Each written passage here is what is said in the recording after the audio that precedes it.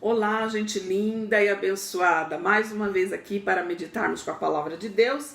E agora, para finalizar, nós estaremos falando sobre o juízo final, sobre o julgamento daqueles que seguiram ao dragão, à besta e ao falso profeta, e também ao falso profeta, a besta e o dragão, ou seja, a Satanás e seus anjos. Eu sou a missionária Deise Carvalho Antunes, agradeço sua visualização, peço que você deixe o joinha, inscreva-se e acione o sininho para receber as notificações do próximo vídeo. Vamos para a palavra de Deus? Primeiramente eu quero deixar aqui uma explicação, porque é muito conteúdo, então a gente vai dando uma pinceladinha em cada assunto. Nós vamos falar sobre as duas testemunhas. Em Apocalipse 11, do versículo 2 em diante, fala sobre duas testemunhas. Por que, missionária? As pessoas têm o costume de dizer, ai, Deus é mau, esses evangélicos falam que Deus quer matar todo mundo, que Deus quer todo mundo no inferno. Não é nada disso. Por isso que ele dá a sua palavra, ele dá as suas ordenanças, as suas leis, está aí, patente aos olhos de todo, escolhe servir a Deus quem quer. A pessoa quer viver no seu formato, com a vida do jeito que quer, você tem o livre-arbítrio. Mas se você escolher a servir a Deus, é boa coisa. É o momento da nossa escolha, de nos aproximarmos de Deus. Contudo, após o arrebatamento da igreja, o Senhor Jesus vem, arrebata, os mortos ressuscitam primeiro, são arrebatados. Posteriormente, os que estiverem vivos também serão levados com ele nas nuvens. E o Senhor enviará duas testemunhas. Para quê? Para falar ainda que haja arrependimento. Essas duas testemunhas diz assim a palavra de Deus no versículo 2. Porém não tire a medida do pátio exterior do templo, pois este pátio foi dado aos pagãos que pisarão a cidade santa durante 42 meses. Eu enviarei as minhas duas testemunhas vestidas com roupas feitas de pano grosseiro, e elas anunciarão a mensagem de Deus durante 1260 dias. Durante 3 anos e meio, eles estarão anunciando a verdade. As duas testemunhas são duas oliveiras, ou 2 candelabros que estão de pé diante do Senhor do mundo inteiro. Se os seus inimigos tentarem matá-las, sairá fogo das suas bocas, e assim, a quem quiser matá-las, precisa que seja morto.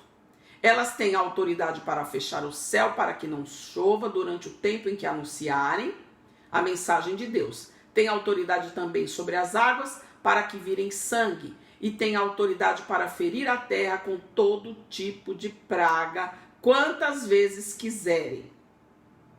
Então aqui, quem são essas duas testemunhas? Muitos dizem que é Moisés e Elias. Eu particularmente, gente, cada um tem o seu entendimento. Particularmente eu não acredito que seja Moisés, porque Moisés morreu, certo? Tanto é que a palavra diz que Deus mandou o seu arcanjo lutar contra o dragão, contra Satanás e batalhar pelo corpo de Moisés. O corpo de Moisés está reservado num lugar que só Deus conhece. Moisés ressuscitará para a vida eterna. Então, quais foram as duas testemunhas que não morreram? A Bíblia cita 2, Enoque e Elias. Depois eu vou deixar na descrição as passagens que falam sobre esses 2 homens e da forma como eles foram arrebatados. Então, completando 3 anos e meio, as duas testemunhas serão mortas e terão seus corpos expostos durante 3 dias e meio em uma praça. E haverá comemoração, todo mundo mandando presentes. Olha, acabamos com os caras que faziam o oba-oba e que veio nos perturbar. Mas o versículo 11 diz, depois desses 3 dias e meio, um sopro de vida veio de Deus, entrou neles e eles se levantaram. E todas as pessoas que o viram ficaram com medo terrível. Aí os 2 profetas ouviram uma voz forte que vinha do céu e dizia, subam aqui. Enquanto seus inimigos olhavam, os 2 profetas subiram ao céu numa nuvem e naquele momento houve um violento terremoto. A 10ª parte da cidade foi destruída e morreram 7.000 pessoas. Então entendemos isso, tá, gente? Que eles vão se manifestar para trazer ainda a palavra de arrependimento, mesmo no momento que vai anteceder o juízo final. Então, falando aqui sobre o juízo final agora, em Zacarias 14, versículo 3 e 4 diz: então o Senhor sairá à peleja contra estas nações, como pelejou no dia da batalha. Naquele dia estarão aos seus pés, sobre o Monte das Oliveiras, que está defronte de Jerusalém, para o Oriente.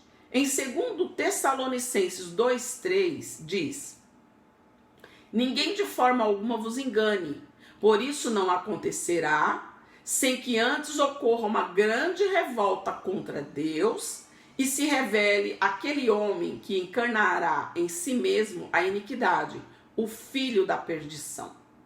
Então, principalmente necessário que ele se manifeste, que ele implante o seu reino, que ele venha aí para poder aniquilar totalmente com a palavra de Deus na terra, e que ele vai exigir que todos o adorem como se ele fosse Deus. Nesta feita, Deus manda as suas testemunhas e na sequência ele vem para vencer e para exterminar então aí o inimigo, a Satanás, a besta e ao profeta, ao falso profeta. Diz assim a palavra de Deus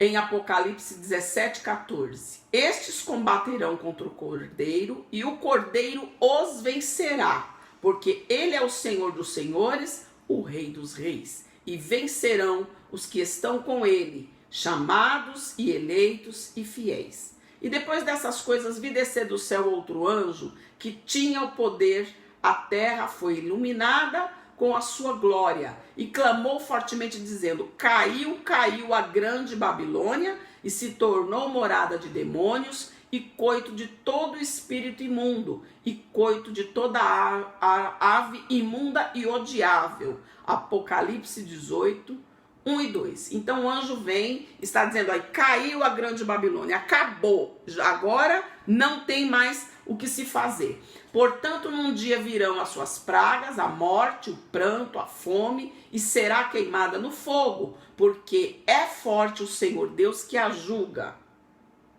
E os reis da terra que fornicaram com ela, viveram em delícias, a chorarão, e sobre ela prantearão, quando virem a fumaça do seu incêndio. Apocalipse 18, versículo 8 e 9. Nestes versículos nós vemos a ira de Deus. Então aí se manifesta a ira de Deus sobre aqueles que enganaram os homens, que se enriqueceram, que até usaram a palavra de Deus enganosamente, né?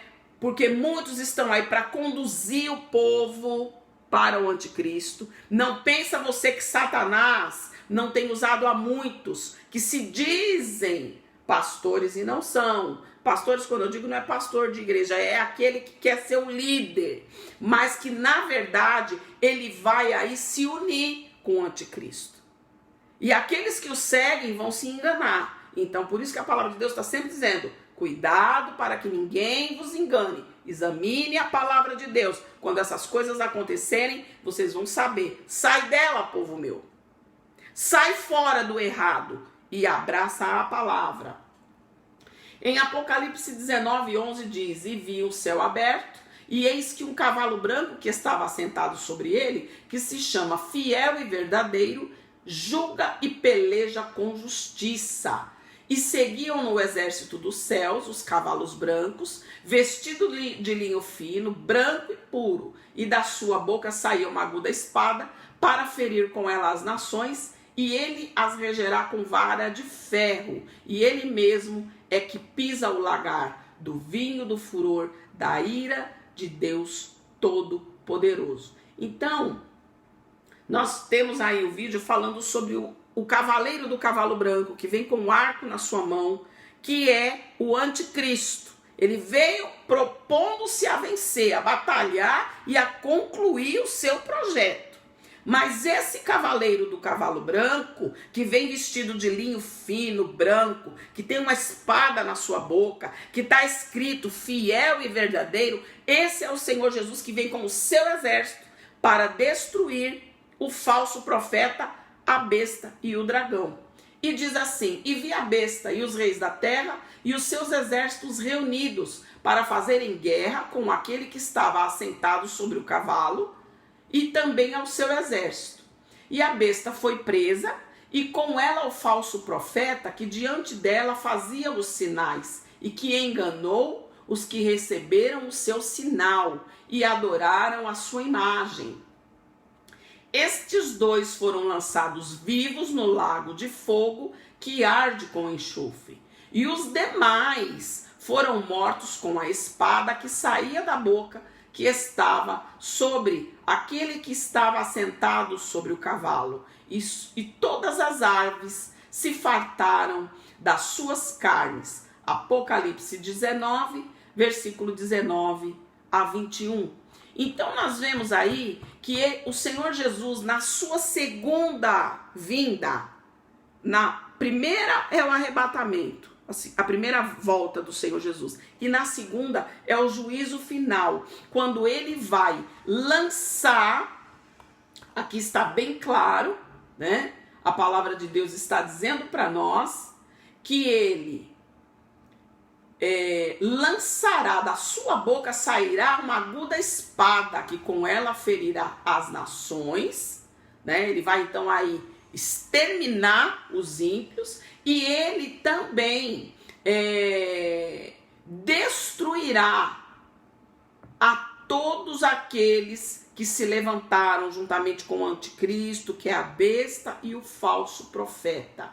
Então essa será a manifestação do juízo de Deus na terra. A vinda do Senhor Jesus aí é para a batalha, é para a destruição. Aí já não haverá mais nenhum tipo de oportunidade de salvação. A oportunidade é agora para nós, gentios, povo estrangeiro, muitos que não têm a linhagem do povo de Israel. A oportunidade é agora de se aproximar de Deus. Não vamos deixar para amanhã aquilo que nós podemos fazer hoje.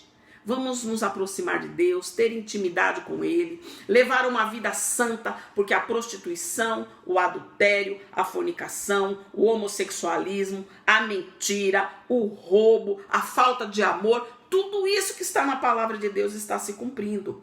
E é necessário que nós procuremos nos esforçar. Não é que somos bonzinhos, mas vamos nos esforçar para sair fora dessas práticas e já receber a marca do Senhor nosso Deus como povo santo, lavado e remido no sangue do Cordeiro. Que Deus te abençoe grandemente e fica para ti um forte abraço da missionária Daisy. Até o próximo vídeo.